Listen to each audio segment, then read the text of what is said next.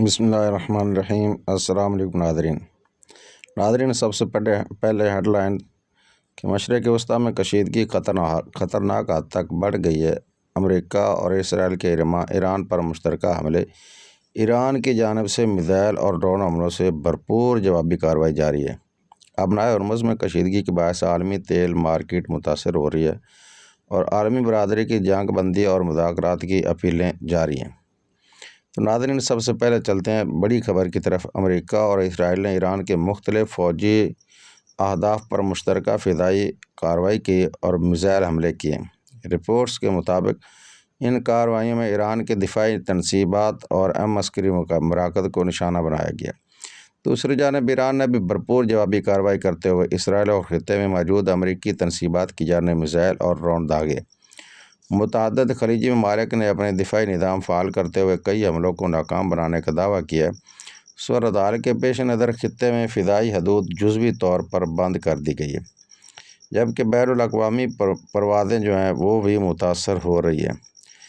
اور اس ساری صورتحال میں ابنائے ہرمز، جہاں سے دنیا کی بڑی مقدار میں تیل کی ترسیل ہوتی ہے، کشیدگی کے باعث غیر یقینی صورتحال کا شکار ہے۔ ماہرین کے مطابق اگر یہاں کشیدگی برقرار رہی تو عالمی تیل اور گیس کی قیمتوں میں مزید اضافہ ہو سکتا ہے۔ عالمی منڈیوں میں پہلے ہی بے چینی دیکھی جا رہی ہے اور توانائی کے شعبے پر دباؤ بڑھ رہا ہے۔ ترکی نے اعلان کیا ہے کہ اس کے دفاعی نظام نے ایک میزائل کو تباہ کیا جو اس کے فضائی حدود کے قریب پہنچ چکا تھا۔ خلیجی ممالک میں محتاط سفارتی حکمت عملی اختیار کیے ہوئے ہیں اور ادھر اقوام متحدہ، یورپی ممالک، چین اور دیگر عالمی طاقتوں نے فوری جنگ بندی اور سفارتی مذاکرات کی اپیل کی ہے۔ قطر، عمان اور دیگر ممالک ممکنہ ثالثی کے کردار کے لیے سرگرم دکھائی دے رہے ہیں۔ آگے کیا ہوگا ناظرین؟ تجزیہ کاروں کا کہنا ہے کہ اگر کشیدگی کم نہ ہوئی تو یہ تنازع ہفتوں یا حتیٰ کہ مہینوں تک جاری رہ سکتا ہے۔ تاہم عالمی دباؤ اور معاشی اثرات اور فریقین کو مذاکرات کی میز پر واپس لانے میں اہم کردار ادا کر سکتے ہیں۔ تو ناظرین، مشرق وسطیٰ کی بدلتی ہوئی صورتحال پر ہماری نظر مسلسل برقرار ہے۔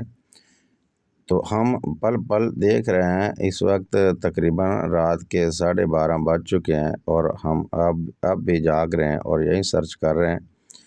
تو اگر آپ کو ایسی مزید اپڈیٹس چاہیے تو ہمارے چینل کو سبسکرائب ضرور کر دیں اور ویڈیو کو شیئر کر دیں اور بیل آئیکن کے بٹن کو دبانا مت بھولیے، اور مظلوموں کے لیے دعا کرتے رہیں، ایران کی فتح کے لیے دعائیں کرتے رہیں اور فلسطین کے مظلوم مسلمانوں کو اپنی دعا میں مت بھولیے گا۔